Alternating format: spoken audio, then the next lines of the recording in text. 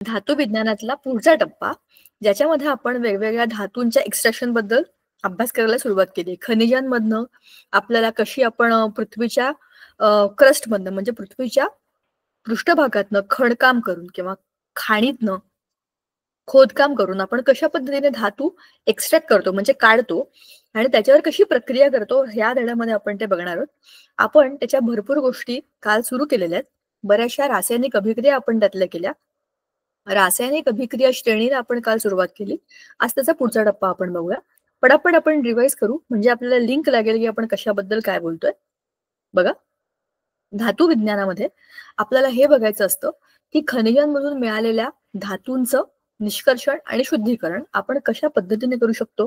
त्याच्याकरता आपल्याला त्यांचे रासायनिक भौतिक गुणधर्म माहिती असायला हवे, त्यांच्या संयुगांची माहिती, अभिक्रियताशीलता, त्याची अभिक्रियाशीलता किती आहे हे माहिती असायला हवं. आणि या सगळ्याचा एकत्र अभ्यास आपल्या धड्यामध्ये होतो. याच्यामध्ये आपल्याला पृथ्वीची निर्मिती आणि खनिज यांचा संबंध, पृथ्वीच्या निर्मितीमध्येच खनिजांचा निर्माण होण्याचा इतिहास आहे.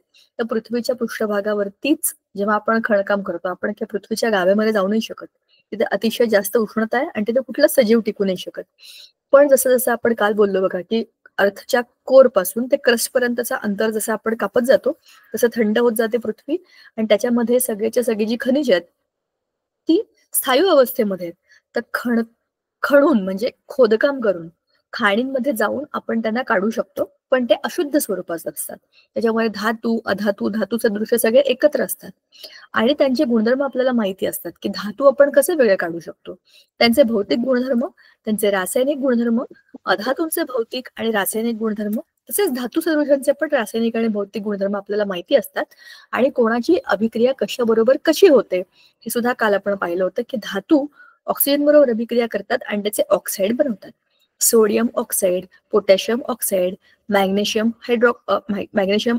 ऑक्साईड आणि पाण्याबरोबर hydroxide, sodium hydroxide, potassium hydroxide असे OH गट त्याच्याबरोबर जर जोडले गेले मेटल बरोबर किंवा धातूच्या अणू बरोबर तर आपण त्याला म्हणतो हायड्रॉक्साईड झाले. आणि ऑक्सिजन जोडले गेले तर ऑक्साईड झाले. बरोबर. पाण्याबरोबरची अभिक्रिया बघा, हे सगळे हायड्रॉक्साईड आहेत, OH बरोबर. पण कमी अभिक्रियाशील असलेल्या अल्युमिनियम, लोखंड आणि जस्त या धातूंची थंड किंवा गरम पाण्याबरोबर अभिक्रिया होत नाही. वाफेबरोबर मात्र त्याचे ऑक्साईड बनतात आणि हा पाण्याबरोबरच्या अभिक्रियेमध्ये हायड्रोजन हा गॅस बाहेर टाकला जातो किंवा हा वायू बाहेर पडतो.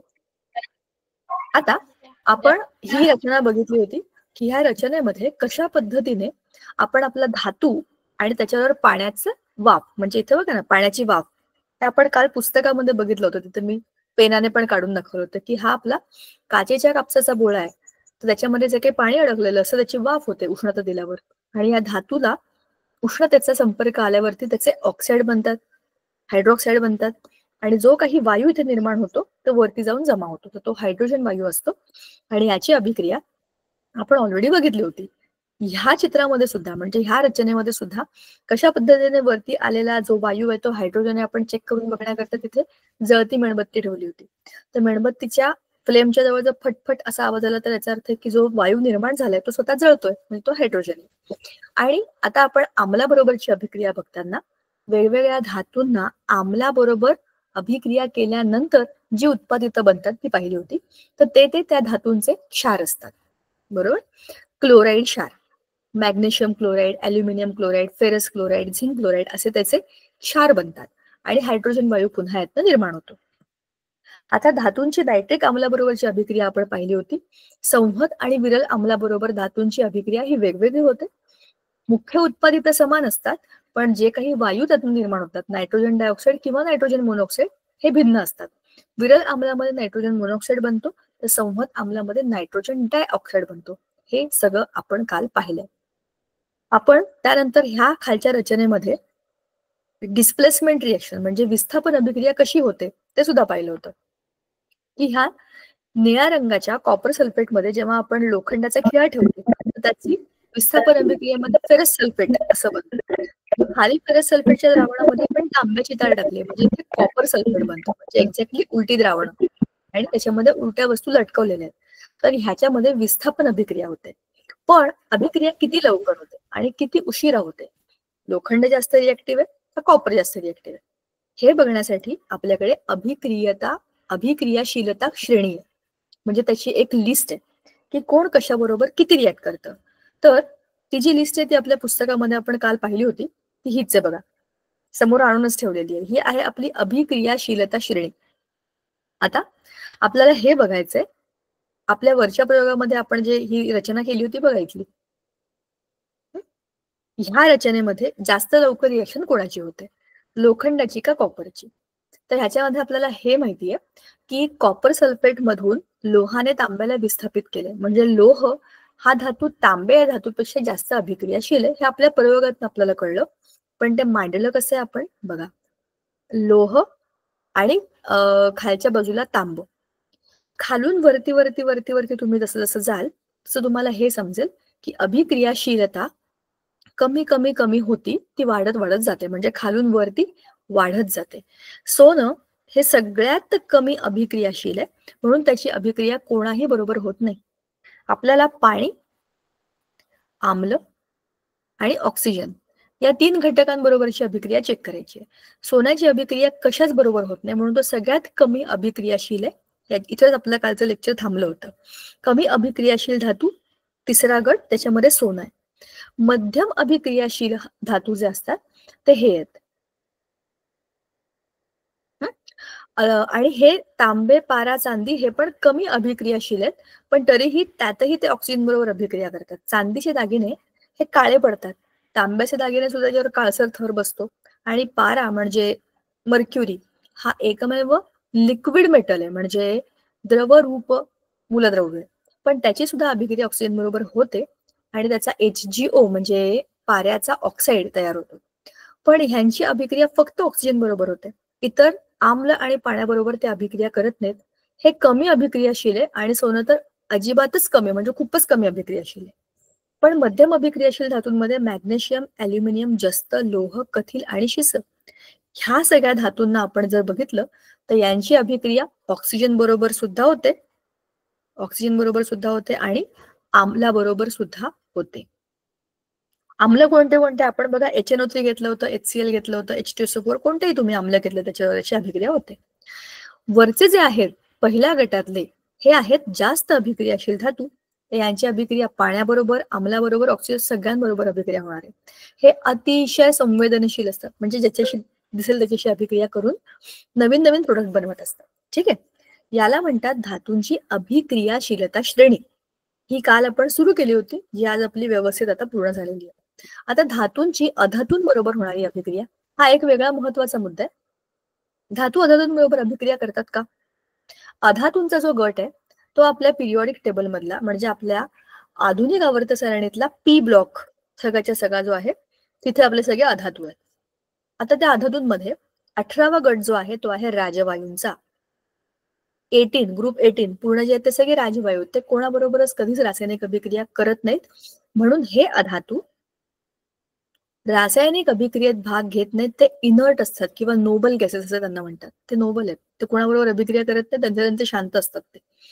पण जर धातूंच्या अभिक्रिया इतर अधातूंबरोबर बघितल्या तर काय होतं, हा आता महत्वाचा मुद्दा आहे. तर धातू अधातूंबरोबर अभिक्रिया करतात. अधातू इलेक्ट्रॉन घेतात आणि धातू इलेक्ट्रॉन देतात. तर धातू होतात पॉझिटिव्ह, अधातू होतात निगेटिव्ह. पॉझिटिव्ह झाले म्हणजे ते काय बनतात, कॅटायन, आणि इलेक्ट्रॉन घेतले म्हणजे हे काय बनतात, एनायन. कॅटायन आणि एनायन एकत्र येतात म्हणजे काय होतात, त्यांच्यामध्ये परस्पर विरुद्ध असे आकर्षक बल तयार होते, आणि ह्या बलामुळे ते एकमेकांना जवळ बॉन्ड बनवतात आणि आयनिक बंध तयार होतात. हा आपला आजचा मुद्दा आहे. आयनिक बंध कसा बनतो, तर पॉझिटिव्ह निगेटिव्ह एकत्र आले की परस्पर भिन्न आकर्षण बलामुळे ते एकमेकांना पकडून ठेवतात. त्याला आपण आयनिक बंध म्हणतो, ते आयनिक संयुग असतात. आता ह्याचं उदाहरण आपल्याला आधीपासून जे आपण घेतलंय आपल्या ओळखीचं ते ऑलरेडी दिलेलं आहे की सोडियम हा धातू आणि क्लोरीन हा अधातू. सोडियमने इलेक्ट्रॉन दिला कारण त्याच्या बाह्यतम कक्षेमध्ये एक इलेक्ट्रॉन आहे. क्लोरीनच्या बाह्यतम कक्षेमध्ये एकाच इलेक्ट्रॉनची कमी आहे. हे कशासाठी चाललंय, अष्टक पूर्ण करण्याच्या स्थितीसाठी, बरोबर. तर हे अष्टक पूर्ण करण्यासाठी हा याचा एक इलेक्ट्रॉन देऊन टाकेल, तो ह्याच्याकडे येऊन जाईल, म्हणजे काय झालं, हा पॉझिटिव्ह झाला, हा निगेटिव्ह झाला. आणि पॉझिटिव्ह निगेटिव्ह दोन परस्पर बल असल्यामुळे, परस्पर भिन्न अपोजिट चार्जेस असल्यामुळे ते एकमेकांना बॉन्डिंग मध्ये NaCl नावाचा एक आयनिक संयुग बनवतात. हे आपण ऑलरेडी बघितलं. अशा पद्धतीने धातू अधातूंबरोबर अभिक्रिया करतात आणि वेगळ्या वेगळ्या प्रकारची उत्पादितं बनवतात. अधातूंचे रासायनिक गुणधर्म कसे असतात? अधातू जे आहेत ते भौतिक आणि रासायनिक गुणधर्मांमध्ये धातूंपेक्षा थोडेसे वेगळे असतात. धातूंचे जसे की आपण वेगवेगळ्या केमिकल प्रॉपर्टीज बघितल्या, ऑक्सिजन बरोबर बघितली, पाण्याबरोबर बघितली, आम्लाबरोबर बघितली, तशीच आपल्या अधातूंची ऑक्सिजन बरोबर अभिक्रिया होते का? होते. बघा, अधातू ऑक्सिजन बरोबर संयोग पाहून आम्लधर्मी ऑक्साईड तयार करतात. आम्लधर्मी. जसं कार्बन हा एक अधातू आहे, नॉन मेटल आहे, आणि ऑक्सिजन बरोबर त्याची अभिक्रिया होऊन पूर्ण ज्वलन जर झालं तर कार्बन डायऑक्साईड हा वायू निर्माण होतो. तो आम्लधर्मी आहे, ऍसिडिक आहे. कसं ते पुढच्या वेळेला येईल तेव्हा आपण बघू. जर 2 कार्बन आणि ऑक्सिजन ह्यांची अभिक्रिया झाली तर अपूर्ण ज्वलन होतं आणि कार्बन मोनॉक्साईड नावाचा एक आणखीन वेगळा मॉलिक्यूल तयार होतो जो उदासीन आहे. सल्फर आणि ऑक्सिजन ह्यांची अभिक्रिया झाली ज्वलनामुळे तर SO2 नावाचा, सल्फर डायऑक्साईड नावाचाही एक वायू निर्माण होतो आणि हे वायू हवेमध्ये असतात. म्हणजेच अधातू ऑक्सिजन बरोबर अभिक्रिया करतात आणि हवेमध्ये त्यांची ही संयुग आपल्याला दिसतात. गॅशियस फॉर्म मध्ये ते फिरत असतात. आता अधातू पाण्याबरोबर अभिक्रिया करतात का? जनरली अधातू पाण्याबरोबर अभिक्रिया करत नाही, पण त्याला अपवाद आहे हॅलोजन ग्रुप, आणि हॅलोजन ग्रुप हा 17वा गट आहे. 17वा गट त्याच्यामध्ये क्लोरीन, फ्लोरीन, ब्रोमीन, आयोडीन हे सगळे डेंजरस लोक आहेत. अतिशय इलेक्ट्रोनिगेटिव्ह आहेत. त्यांना एकाच इलेक्ट्रॉनची कमी अष्टक पूर्ण करण्याकरता, म्हणून ते कोणत्याही पद्धतीने ये न के न प्रकाराने इलेक्ट्रॉन कमवण्याचा प्रयत्न करतात. जे होईल ते होईल, पण मला इलेक्ट्रॉन तर पाहिजे. पाण्याबरोबर सुद्धा अभिक्रिया करतात आणि HOCl म्हणजे हायड्रॉक्सिल असा क्लोरीन आणि OH असा एक गट बनतो. हा पाण्यामध्ये तयार होतो. म्हणजेच क्लोरीन पाण्याबरोबर अभिक्रिया करतो, HOCl नावाचं एक उत्पादित बनवतो आणि त्याच्याबरोबर ऍसिड पण बनवतो, HCl ऍसिड बनवतो. क्लोरीन स्वतःच Cl2 आहे. क्लोरीन हा गॅस आहे आणि हा खूप करोजिव्ह गॅस आहे, म्हणजे ब्लीच करतो तो. तर तो पाण्याबरोबर अभिक्रिया करतो तर त्याच्यापासून तो पाण्याचेही अणू घेतलो त्यातले आणि स्वतः HCl नावाचं एक आम्ल त्याच्याबरोबर बनवतो, बाय प्रोडक्ट बनवतो. अधातूंची विरल आम्लाबरोबर अभिक्रिया होते का? जनरली विरल आम्लाबरोबर ते जनरल अभिक्रिया करत नाहीत, पण पुन्हा याला अपवाद हॅलोजन आहे. काय करतात हॅलोजन? डिस्प्लेसमेंट करतात. ब्रोमीनची जागा क्लोरीनने घेतली, HCl बनला आणि ब्रोमीन हा गॅस रिलीज झाला. अधातूंची हायड्रोजन बरोबर अभिक्रिया होते का? विशिष्ट परिस्थितीमध्ये होते. योग्य तापमान, दाब, उत्प्रेरकांचा वापर अशा भरपूर गोष्टी त्याला लागतात. सहजासहजी अधातू हायड्रोजन बरोबर अभिक्रिया करत नाहीत. बरेचसे अधातू आहेत ना, हे वायू स्वरूपात असतात किंवा द्रव स्वरूपात किंवा स्थायू स्वरूपात, तीनही अवस्थांमध्ये ते असतात.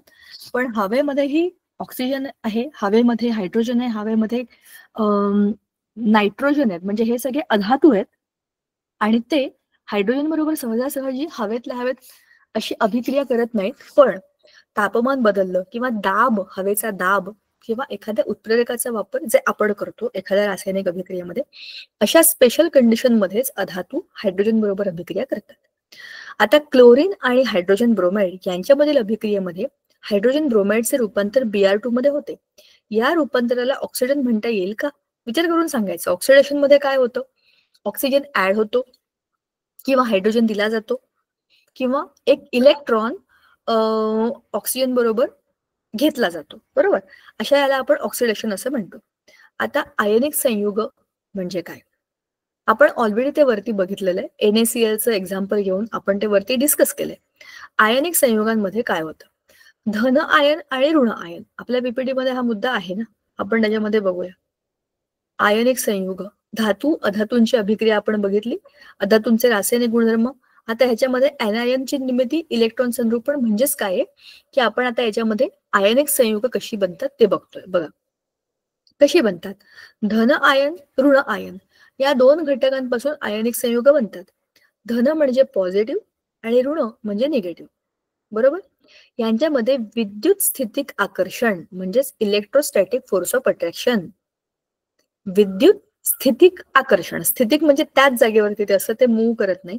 विद्युत म्हणजे त्याच्यामध्ये पॉझिटिव्ह निगेटिव्ह असे दोन टर्मिनल आहेत. आणि हे आकर्षण बल आहे ऑब्व्हियसली ना. जेव्हा तुम्ही एखादी बॅटरी तुमच्या इलेक्ट्रिसिटीच्या सर्किटमध्ये ड्रॉ करता, त्याच्यामध्ये एक अधिक आणि एक वजा अशी दोन वेगवेगळे प्रभार असतात. तर जेव्हा असे दोन प्रभार असतात त्याच्यातनं इलेक्ट्रिसिटी फ्लो होते. म्हणजे काय फ्लो होतं? इलेक्ट्रॉनच फिरत असतात. तर ह्या विद्युत स्थितिक आकर्षणामध्ये मात्र स्थितिक आकर्षण आहे, त्याच जागेवर स्टेशनरी आहे, त्याच्यामुळे ते एकमेकांना खेचून घेतात, ते फिरत नाहीयेत कुठेतरी. ठीक आहे. हे आकर्षण बल म्हणजे धन आयन आणि ऋण आयन ह्यांच्यातला आयनिक बंध असतो. आता आयनिक संयुगांमधील धन आयन आणि ऋण आयन यांची संख्या आणि त्यावरील विद्युत प्रभाराचं मूल्य असं असतं की एकत्रितपणे धन आणि ऋण प्रभार एकमेकांना संतुलित करतात आणि त्यामुळे आयनिक संयुग हे विद्युत दृष्ट्या उदासीन असतात. NaCl जे मीठ आपण खातो, NaCl सगळ्यात आपलं रोजच्या वापरातलं उदाहरण आहे जे आयनिक संयुग आहे. NaCl मध्ये Na प्लस आहे आणि Cl मायनस आहे. पण आपण जेव्हा मीठ घेतो, हातात घेतो, खातो, आपण बऱ्याचदा चव पण घेतो त्याची डायरेक्ट जिभेवर ठेवून, पण आपल्याला कधी शॉक लागत नाही, आपल्याला कधी विचित्र वाटत नाही, कारण की ते इलेक्ट्रिकली न्यूट्रल आहे. जसं आपण पाण्याला हात लावू शकतो, पाणी पिऊ शकतो, तसंच मिठाच्या बाबतीत सुद्धा आहे. कारण की हे सगळे जे आयनिक संयुग आहेत हे विद्युत दृष्ट्या उदासीन आहेत. ते पॉझिटिव्ह पण नाही, ते निगेटिव्ह पण नाही. त्याच्यामुळे आपल्याला शॉक बसणं, हाताला झटका बसणं असं काही होत नाही मिठाला हात लावल्यामुळे, कारण की त्याच्यामध्ये कुठलाही चार्ज नाही. आता आयनिक संयुग ही स्फटिक रूप असतात. स्फटिक रूप म्हणजे स्फटिक रूप पदार्थांच्या सर्व कणांचे पृष्ठभाग विशिष्ट आकाराचे तसेच गुळगुळीत आणि चकचकीत असतात. आयनांची नियमित पद्धतीची मांडणी स्फटिक रूपाला कारणीभूत असते. आता बघा, हे आपल्याला इथे सांगण्याचं कारण असं आहे की आयनिक संयुग कशी बनतात आपल्याला माहितीये, पण ते स्फटिक रूपामध्ये असतात ही एक अधिकची माहिती या पॅराग्राफ मधनं मिळते. बघा, आता आपण जे NaCl आत्ता जे म्हणालो आपण, त्या एका Na भोवती आणखीन 7 Na अणू असणार आहेत आणि एका Clच्या भोवती आणखीन 7 Clचे अणू असणार आहेत. म्हणजे ह्याची रचना कशी असेल? एखाद्या ठोकळ्यासारखी असेल. एका विशिष्ट आकारामध्ये त्याच्या स्फटिक रूपामध्ये आपल्याला ते मिळतात आणि वेगवेगळ्या आयनिक संयुगांची रचना किंवा मांडणी ही वेगवेगळी असते. जसं साखरेचे कण असतात, मिठाचे कण असतात, त्यांच्या स्फटिकांचा आकार वेगवेगळा असतो, आयनांची संख्या वेगळी, मांडणी वेगळी. सजातीय विजातीय आयनांमध्ये असलेले आकर्षण बल म्हणजेच काय बघा, Na प्लस आणि Cl मायनस जेव्हा हे एका मोठ्या पावडर फॉर्म मध्ये तुम्ही बघाल तर या एनेच्या आजूबाजूला अजूनही Cl असतील आणि अजूनही Na असतील. तसेच या Clच्या पण आजूबाजूला Na पण असतील, Cl पण असतील. जर इथे एक Cl असेल दुसरा, तर ह्या Clचं परस्पर समान बल असल्यामुळे, निगेटिव्ह असल्यामुळे ते काय होणार आहे? एकमेकांना दूर ढकलणार आहे. ह्याला काय म्हणतात? दूर ढकलणे. पण Na प्लस आणि Cl मायनस असे जवळपास असेल तर त्यांच्यामध्ये काय असेल? आकर्षण बल असेल. आकर्षण बल, प्रतिकर्षण बल हे कशामुळे येतं? समान किंवा भिन्न गुणधर्मांमुळे, म्हणजे समान किंवा भिन्न विद्युत प्रभारामुळे या ठिकाणी. म्हणून त्याची मांडणी 3 डायमेन्शनल म्हणजे स्पेसमध्ये वेगळी असते. ठीक आहे. आयनिक बंध असलेल्या कोणत्याही आयनिक संयुगाबद्दल आपण जेव्हा बोलतो तेव्हा आपण त्याच्या मांडणीबद्दल पण विचार करायला पाहिजे की ती मांडणी वेगळी का आहे. तर त्याच्यामध्ये असलेल्या आयनांची विशिष्ट मांडणी, त्याच्यामध्ये असलेल्या परस्पर भिन्न आकर्षण प्रतिकर्षण बलामुळे एकमेकांना दूर ढकलतील, जवळ घेतील, काहीतरी करून एक अरेंजमेंट करतील आणि ती अरेंजमेंट फिक्स असेल. म्हणजे एक समजा तुम्हाला माहिती आहे ना, क्यूब आपण असा काढतो, एक चौरस, त्याच्यामागे दुसरा चौरस,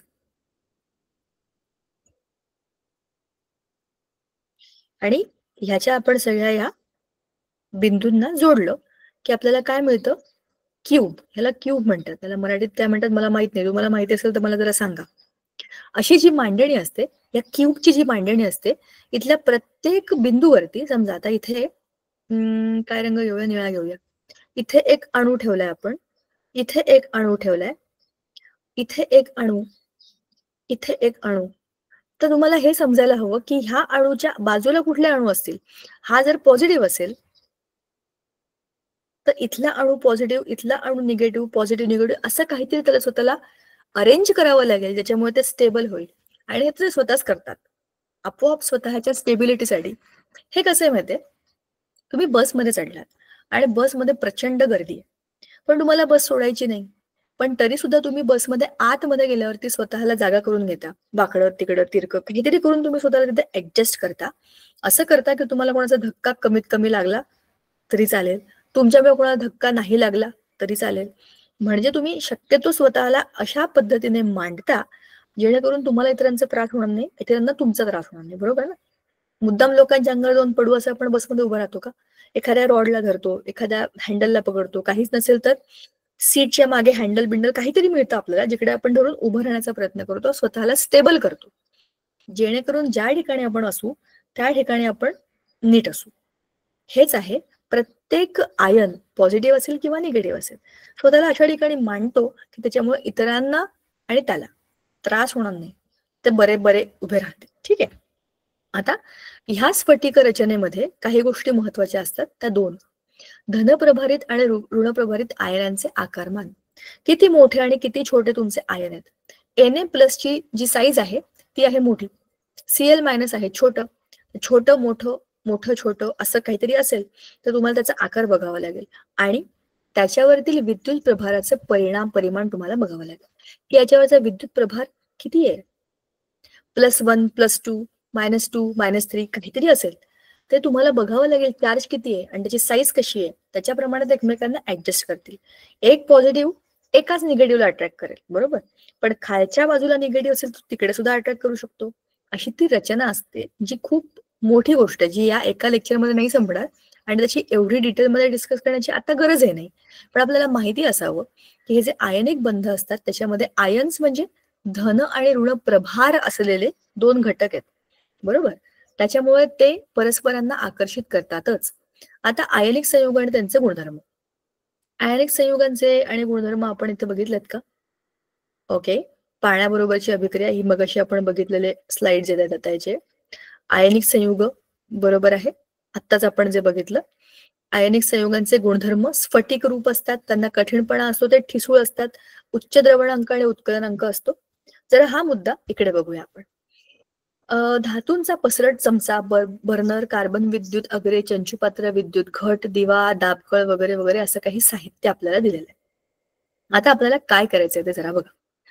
आपल्याला सोडियम क्लोराईड, पोटॅशियम क्लोराईड आणि बेरियम क्लोराईड यांचे नमुने पाण्यामध्ये टाकायचे, वेगवेगळे आपल्याला द्रावणं बनवायची. धातूच्या छोट्या पसरत चमच्यामध्ये म्हणजे स्पॅच्युलाने वरीलपैकी एका क्षराचा, तिघांपैकी कोणतं तरी एक घ्यायचं, त्याचा नमुना घ्यायचा, म्हणजे थोडंसं स्पॅच्युला म्हणजे चमचा असतो असा, त्या चमच्यामध्ये ती पावडर घ्यायची, पाण्यात टाकायची, ह्याचं सोल्युशन बनवून ठेवायचं. दुसऱ्या स्पॅच्युलामध्ये, स्पॅच्युला स्टीलचा असतो, छोट्याच्या स्टीलच्या त्या ह्याच्यामध्ये तुम्ही त्या क्षाराचा काही भाग घ्यायचा आणि बर्नरच्या पेटत्या ज्योतीवर त्याला तापवायचा. इतर क्षार घेऊन वरीलप्रमाणे कृती करून पहा. आकृतीत दाखवल्याप्रमाणे घटाच्या घन आणि ऋण टोकांना कार्बन विद्युत अग्र जोडून चंचुपात्र वापरून विद्युत अपघटनी तयार करा. कोणत्याही एका क्षाराच्या द्रावणामध्ये विद्युत अग्रे बुडवा. तुम्हाला दिवा लागलेला दिसला का? इतर सर्व क्षारांच्या बाबतीत सुद्धा हे बघायचे आपल्याला. म्हणजेच काय करायचंय की ह्यांना तुम्हाला तापवायचे किंवा पाण्यात टाकून त्याचे क्षार मोकळे करायचे. थोडक्यात पॉझिटिव्ह निगेटिव्ह वेगवेगळे झाले की तुम्हाला बघायचे की तुमचा दिवा पेटतो का. आता सोडियम क्लोराईड आपल्याला ऑलरेडी माहिती आहे की Na+Cl- असं आहे, बरोबर. धन आणि ऋण प्रभारित आयनांमध्ये तीव्र आकर्षणाचे बल असल्यामुळे आयनिक संयुगे ही स्थायी रूपात असून कठीण असतात. आयनिक संयुगे ठिसूळ असून त्यांच्यावर दाब प्रयुक्त केल्यावर त्यांचे तुकडे करता येतात. कसं बघा, मीठ आपल्याला समुद्रामधनं जे मिळतं ते मिठाचे दगड असतात. असे समुद्रातनं जे पाण्याचं मीठ आपण बनवतो ते मिठागरांमध्ये बनवतो, तर ते सूर्याच्या प्रकाशामुळे, उष्णतेमुळे पाणी बाष्पीभवन होऊन निघून जातं. खालच्या बाजूला जे उरतं ते सगळं मीठ असतं. तर हे मिठाचे असे मोठे मोठे खडक असतात, दगड असतात ते, म्हणजे त्याला ठोकता येतं आपल्याला. ते फुटतात, तुटतात, कारण ते ठिसूळ असतं. म्हणजेच आयनिक संयुग ही ठिसूळ असतात आणि त्याच्यात दाब प्रयुक्त केलं तर तुकडे करता येतात. मग तुकडे करून त्याला क्लीन करून प्रोसेस करून पुन्हा त्याची आपण नॉर्मल स्फटिक बनवतो, जे आपण आपल्या जेवणामध्ये वापरतो. समुद्रामधनं आणलेलं मीठ डायरेक्ट आपण वापरत नाही, त्याला धुवून स्वच्छ करून व्यवस्थित क्लीन करून वाळवून पुन्हा आपण ते वापरत असतो. आयनिक संयुगांमध्ये आंतररेणवीय आकर्षण बल जास्त असल्यामुळे त्यावर मात करण्यासाठी बरीच ऊर्जा लागते. म्हणून आयनिक संयुगांचे द्रवणांक आणि उत्कलनांक उच्च असतात. आयनिक संयुगांनी बघा, तुम्ही विचार करा, त्याच्यामध्ये अधिक आणि वजा असे दोन वेगवेगळे प्रभार एकत्र आहेत, ते एकमेकांना अट्रॅक्ट करतायत. पण ह्या अट्रॅक्शनमुळे, परस्पर अट्रॅक्शनमुळे काय होतं, त्यांचे द्रवणांक आणि उत्कलनांक उच्च होतात. म्हणजे तुम्हाला त्या सॉलिडला, त्या स्थायू पदार्थाला तुम्हाला लिक्विफाय करायचंय, त्याला तुम्हाला द्रव रूपात आणायचं, तुम्हाला त्याला गरम करावं लागेल. तुम्हाला मिठाला गरम करायचं, बराच वेळ तुम्हाला त्याला गरम करावं लागेल, तेव्हा कुठे जाऊन ते वितळेल, कारण की ते आयनिक संयुग आहे. त्या दोन अणूंच्या आणि परस्पर अणूंच्या आकर्षण बलामुळे ते एकमेकांना पकडून ठेवलेलं आहे. त्यांना तुम्हाला विलग करण्याकरता अधिक ऊर्जा द्यावी लागेल. विलग झाले, त्यातलं अंतर वाढले की स्थायूमधनं द्रव अवस्थेमध्ये त्यांचं अवस्थांतर होईल, पण तुम्हाला जास्त एनर्जी द्यावी लागेल. आयनिक संयुग पाण्यात द्रावणीय असतात, कारण विचरण होऊन सुट्ट्या झालेल्या आयनांभोवती पाण्याचे रेणू विशिष्ट प्रकारे अभिमुख होऊन रचले जातात. त्यांना वितळवण्यापेक्षा त्यांना पाण्यात टाकलं की ते लगेच विरघळतात. आयनिक संयुग आयन्स पासून बनलेली असतात. पाण्यामधले प्लस मायनस H2O, आता बघा मजा अशी आहे, पाण्याचा जो रेणू आहे तो आहे HO आणि H, बरोबर. या HOH मध्ये हा जो ऑक्सिजन आहे हा किंचित निगेटिव्हली चार्ज असतो, आणि हा हायड्रोजन त्याच्यामुळे पॉझिटिव्ह, आणि हाही त्याच्यामुळे बऱ्यापैकी पॉझिटिव्ह असा झालेला असतो. आता मजा अशी आहे बघा, ह्यांच्यामध्ये कोव्हॅलंट बॉन्ड आहे, पण तरी सुद्धा ह्या परस्पर भिन्न बलांमुळे आता Na या O कडे आकर्षित होईल, Na+, आणि Cl- आपल्या मीठ जेव्हा आपण पाण्यात टाकतो तर विचरण होतं, म्हणजे काय होतं, Cl- याच्याकडे जाईल. म्हणजेच काय होईल की ते परस्परांना पुन्हा आकर्षण बलामुळे अट्रॅक्ट करतील. म्हणजेच काय होईल, त्यांची एक विशिष्ट रचना बनेल. पाण्याच्या रेणूंमध्ये मीठ टाकल्यानंतर ते सुटं होतं आणि अशा ठिकाणी जाऊन बसतं जिकडे त्याला स्टेबिलिटी मिळेल, बरोबर. आता ह्याच्यामध्ये नवीन आकर्षण बल तयार झाले की नाही बघा, हे नवं आणि हे नवं, हे आधी नव्हतं, पण NaCl टाकल्यामुळे Na+ वेगळे झाले, Cl- वेगळे झाले, पाण्याच्या आजूबाजूला ते जाऊन बसले, नवीन आकर्षण बल तयार झाले, आणि आयनिक संयुगांची जलीय द्रावणे तयार होतात. परंतु आयनिक संयुगे केरोसिन, पेट्रोल यासारख्या द्रावकांमध्ये अद्रावणीय असतात, कारण पाण्यामध्ये होते त्याप्रमाणे ह्या द्रावकांमध्ये नवीन आकर्षण बल होतच नाही. आकर्षण बल असेल तरच ते तुटतील, आकर्षण बल नसेल तर ते तुटणारच नाही, तसेच राहतील. जसं तुम्ही मीठ जर तुम्ही पेट्रोलमध्ये टाकलं, केरोसिनमध्ये टाकलं, तसंच पडून असतं, ते त्याच्यामध्ये विरघळत नाही. विरघळण्याकरता आतमध्ये जागा पाहिजे, तिकडे तुमचे अणू जाऊन बसतील आणि ते एकत्र तयार होईल एक वेगळं सोल्युशन. पण पेट्रोल किंवा केरोसिनच्या बाबतीत हे शक्य नाही, कारण त्यांच्यामध्ये असं कुठलंच अट्रॅक्शन होण्याची शक्यता नाहीये. ठीक आहे. आणि हे काय आहेत, ऑर्गॅनिक कंपाऊंड आहेत, त्याच्यामुळे ते वेगळे आहेत. पाणी ऍक्वियस आहे, म्हणजे पाणी स्वतःच ऍक्वा आहे, तर त्याच्यामध्ये असे जे आयनिक कंपाऊंड आहेत ते इझिली डिझॉल्व्ह होतात. आता आयनिक संयुगांचे स्थायू रूपातील विद्युत वहन ते करू नाही शकत. मिठाला तुम्ही असंच ठेवलं, त्याच्यावर तुम्ही 2 वायरी लावल्या आणि सेल पेटवण्याचा प्रयत्न केला, तो सेल नाही, बल्ब पेटणार नाही. पण तुम्ही त्याच मिठाला पाण्यात टाकलं आणि चेक केलं तर तुम्हाला काय दिसतं की ह्या सगळ्या प्रोसेसमध्ये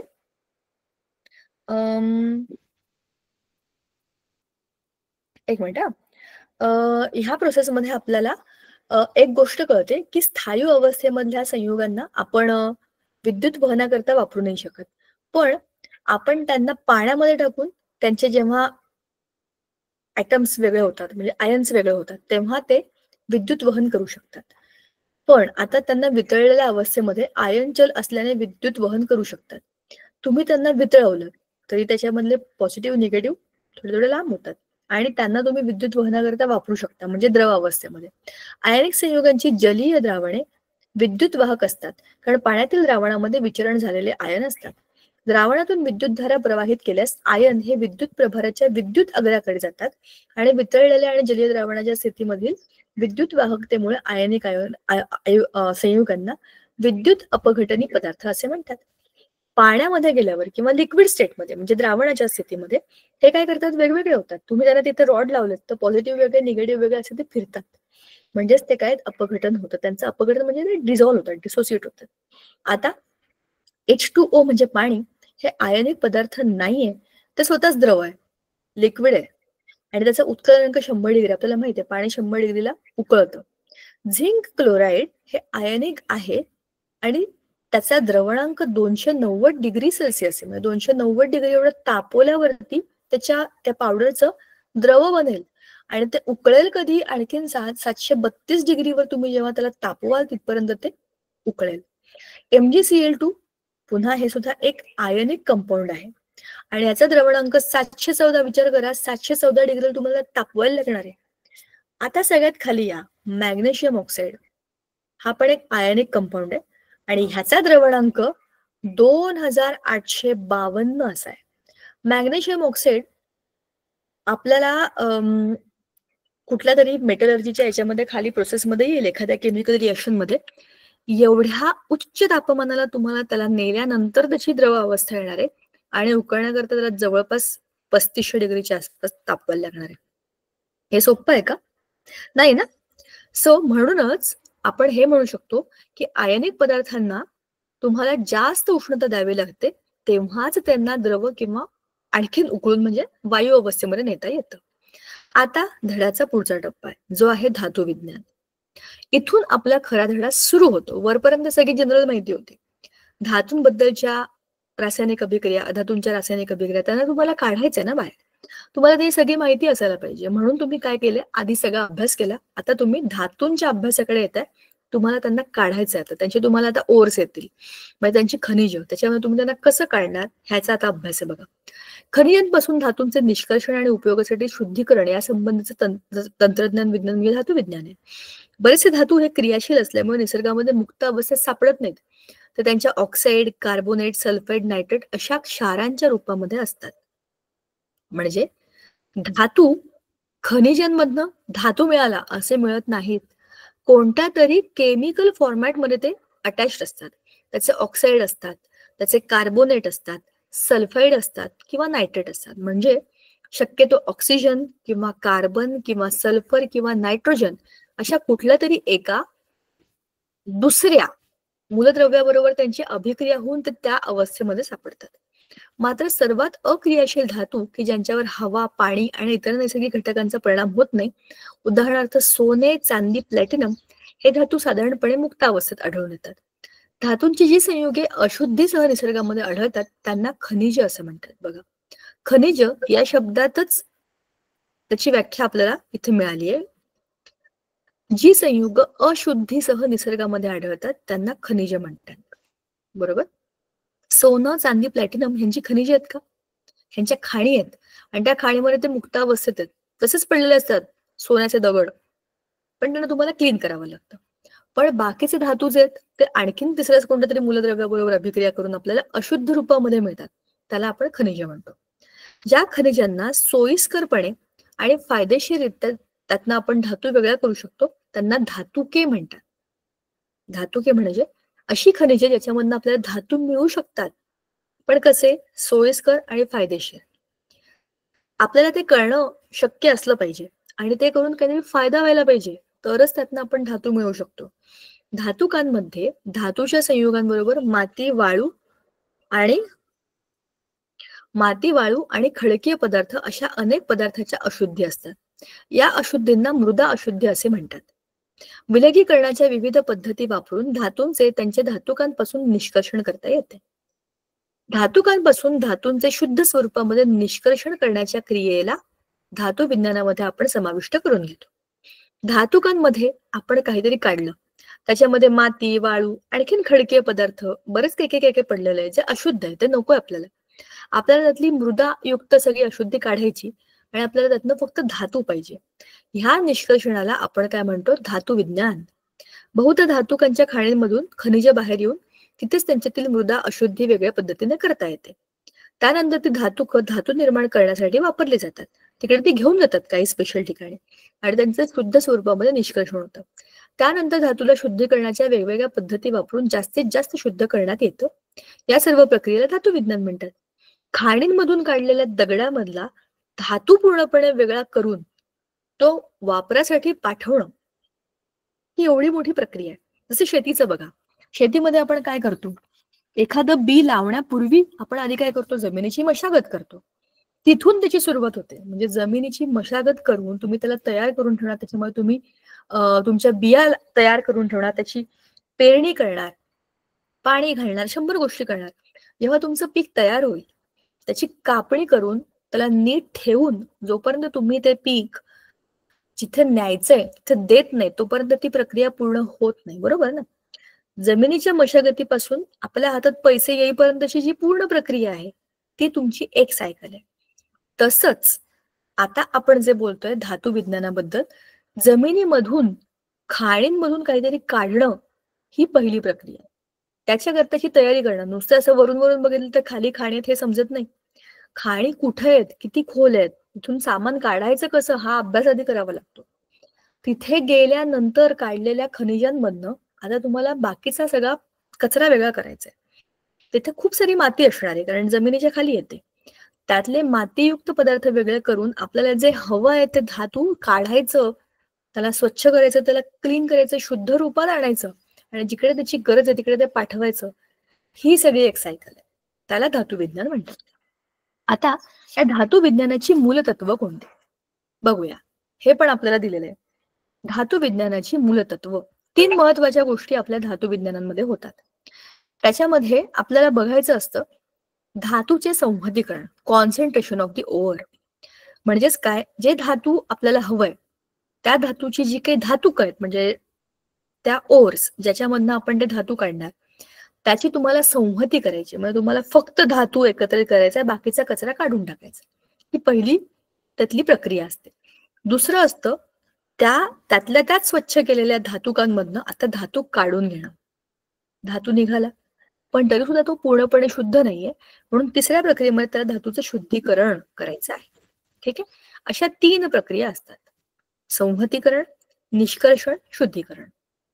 आता धातुकांचे संहतीकरण कसे करावे इथून खऱ्या प्रक्रिया सुरू होतात, पण ते आपण बघणार आहे पुस्तकामध्ये. बघा, धातुकांपासून शुद्ध स्वरूपामध्ये धातू मिळवण्याचे टप्पे पुढील प्रमाणे असतात. संहतीकरण, त्याला आपण म्हणतो कॉन्सन्ट्रेशन ऑफ दी ओर्स. ह्याच्यामध्ये इच्छित धातूच्या संयुगांची संहती वाढण्यात येते. म्हणजे काय करायचं, मृदा अशुद्धी काढून टाकायची, बरोबर.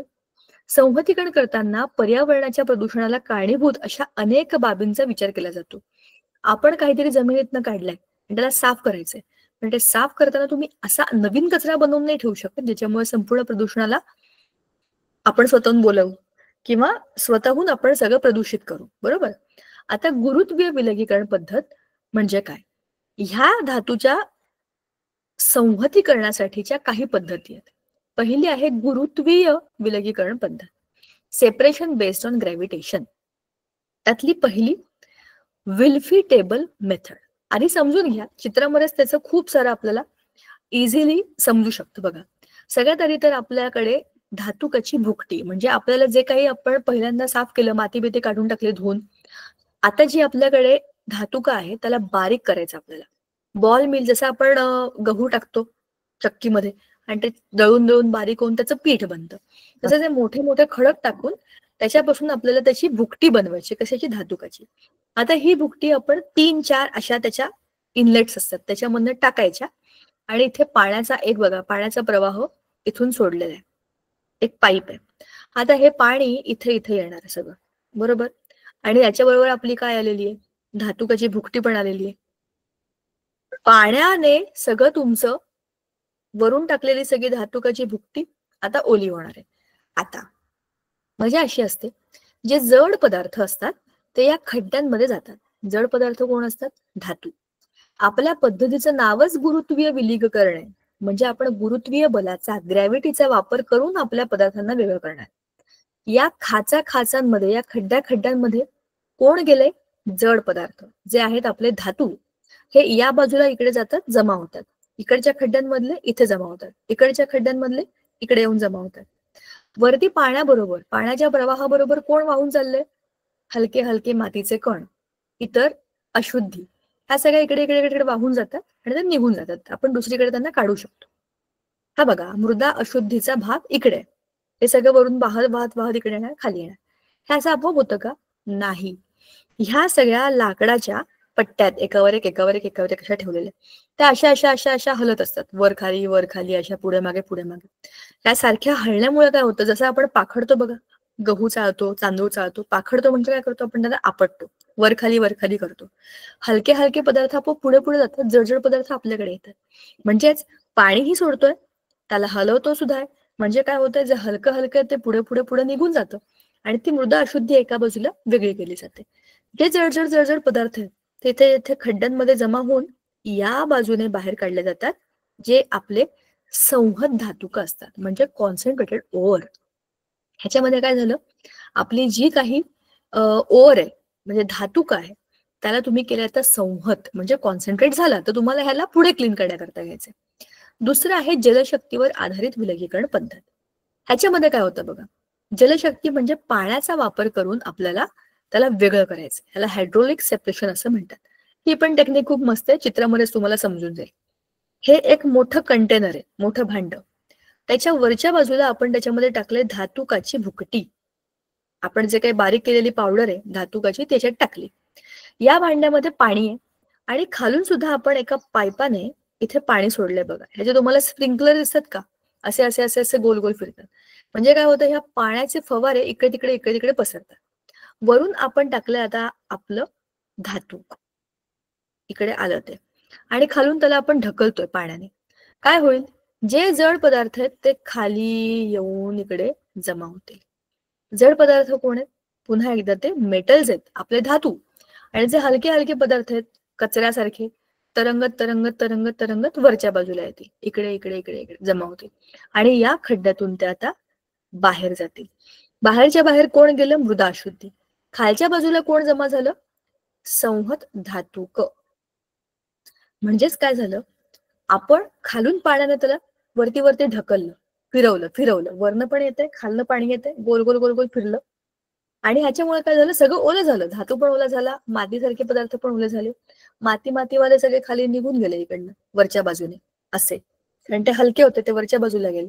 पण जे जड आहेत, धातू आहेत, ते खाली येतात, जड पदार्थ जमा होतात आणि तिकडनं ते वेगळे केले जातात. अशी ही एक पद्धत आहे. त्याच्यामध्ये आपण पुन्हा ग्रॅव्हिटीचा म्हणजे आपल्या गुरुत्वाकर्षणाचा वापर करून मृदा अशुद्धीला धातूपासून वेगळे करतो. नंतर आहे चुंबकीय विलगीकरण पद्धत, मॅग्नेटिक सेपरेशन मेथड. बघा, ह्या चित्रामध्ये सुद्धा आपल्याला समजते, ह्याच्यामध्ये हे जे काही मध्ये दिसतील तुम्हाला 2 चक्र, हे आहेत तुमचे चुंबकीय रूळ आणि ह्याच्यावरती हे जे फिरतंय ते आहे तुमचा फिरणारा पट्टा. वरच्या बाजूने इथून तुम्ही तुमची धातुक त्याचं चूर्ण टाकणार आणि ते इकडनं असं खाली येणार इकडे या पाईपातनं खाली.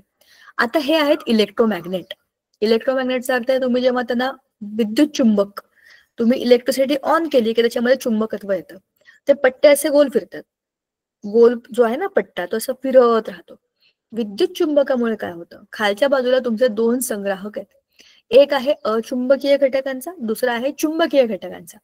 जे काही मॅग्नेटिक घटक आहेत, उदाहरणार्थ लोखंडाचे कण, समजा तुमची लोखंडाची ओर आहे, ती तुम्ही इथे टाकली, ओर म्हणजे धातुक, लोखंडाची भुकटी तुम्ही इथे टाकली, त्याच्याबरोबर इतर कचरा पण आहे, तुम्हाला आता फक्त लोखंडाचे कण वेगळे करायचे, बाकीचे धातू अधातू कचरा सगळा वेगळा करायचा, तो तुम्ही इथे टाकला आणि ह्या पूर्ण पट्टीवरून तो फिरत काय होईल, जे काही मॅग्नेटिक पदार्थ आहेत ते आपोआप इकडे येऊन जमा होतील. कारण काय, ते चिटकले जातील बेल्टकडे आणि मग फेकले जातील.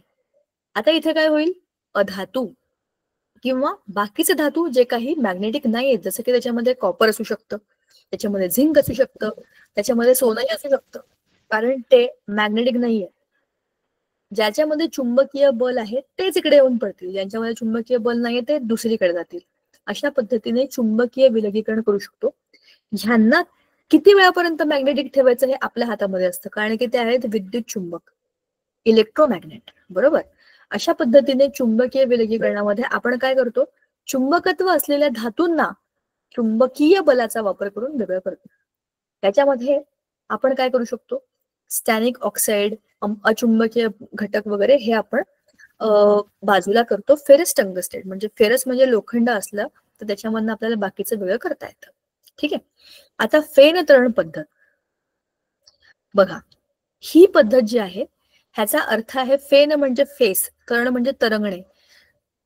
फेस तरंगण्याच्या पद्धतीतून तुम्ही काय करणार आहात, तुम्ही तुमच्या धातूंना त्याच्या नको असलेल्या मृदा आणि अशुद्धीमधनं वेगळं करणार आहे. त्याच्यामध्ये दोन परस्पर जलस्नेही आणि जलविरोधी कणांचा अभ्यास केला जातो.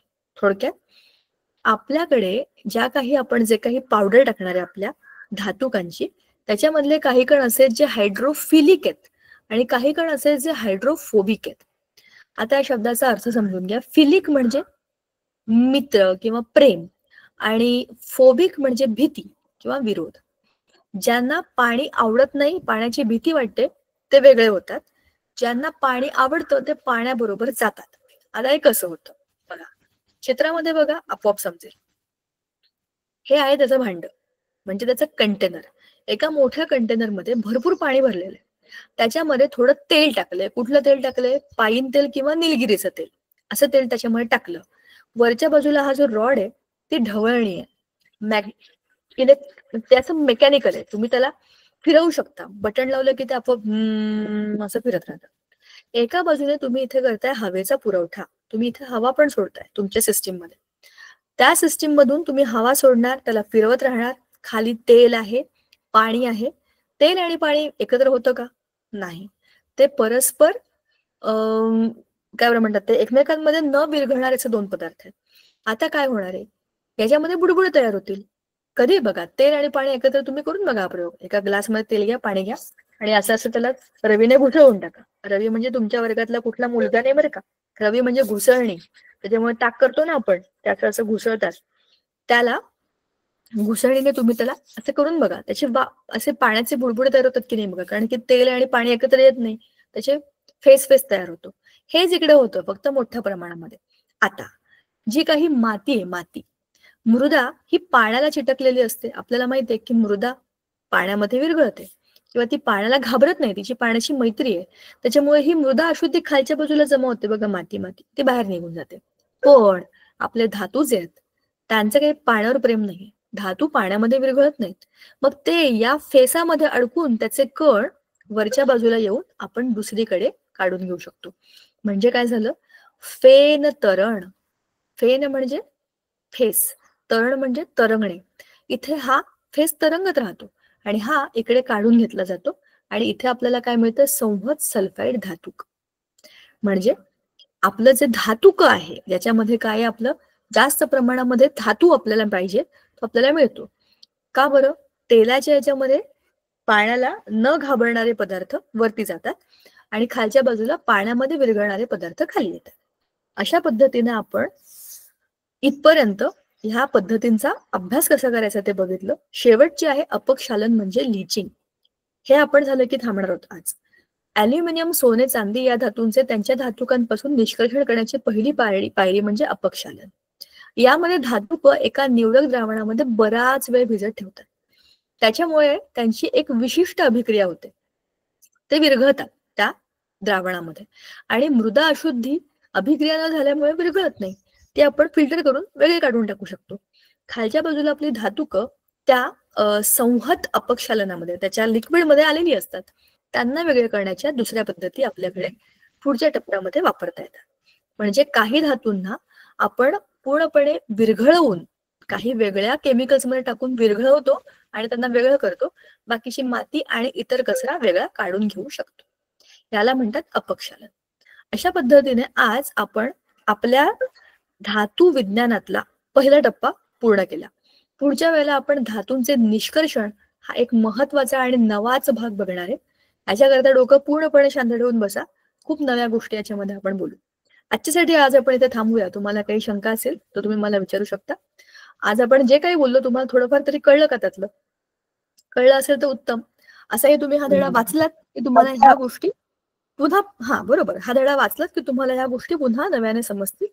आणि हे कठीण नाहीये, फक्त हे नवं आहे. ह्याच्या आधी आपण याचा अभ्यास केलाय का? थोडा थोडा केलाय, पण ह्या धड्यामध्ये ते डिटेलमध्ये आलंय. धडा थोडासा मोठा आहे, काही गोष्टी नवी आहेत त्याच्यामध्ये, तर आपण त्या पुन्हा नव्याने बोलूयात. आजच्या दिवशी थांबूया का आपण इथे?